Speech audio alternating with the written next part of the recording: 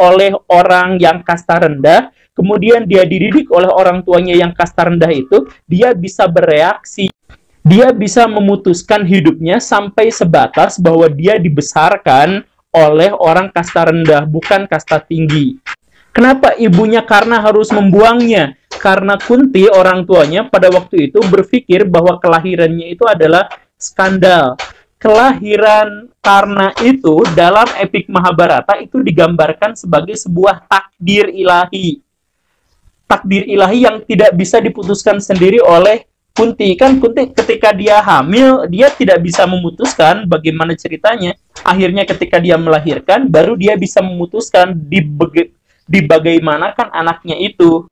Jadi makna kebenaran itu adalah sebagian adalah yang mampu kita capai, tapi sebagian lagi memang sudah berdiri dengan sendirinya. Karena itu, maka kebenaran itu tidak mungkin tunggal.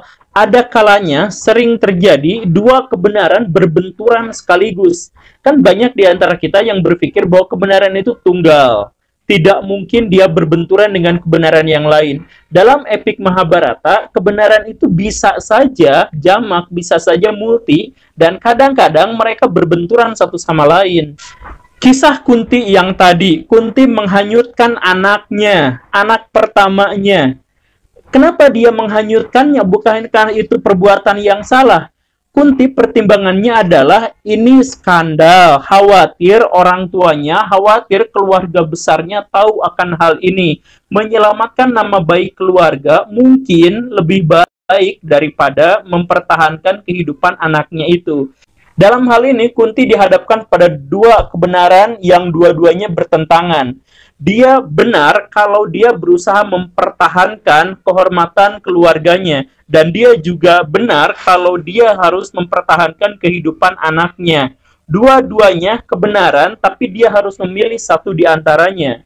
Ketika Arjuna memenangkan Sayembara, dia mendapatkan Drupadi.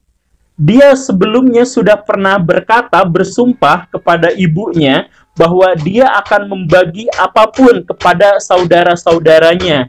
Hasil dari apa yang menjadi jerih payahnya akan dibagi bersama keluarganya. Saat dia memenangkan Sayembara menemukan Drupadi, dia menelan sumpahnya sendiri. Apakah dia harus menelan sumpah dengan cara dia akan membagi Drupadi dengan saudara-saudaranya?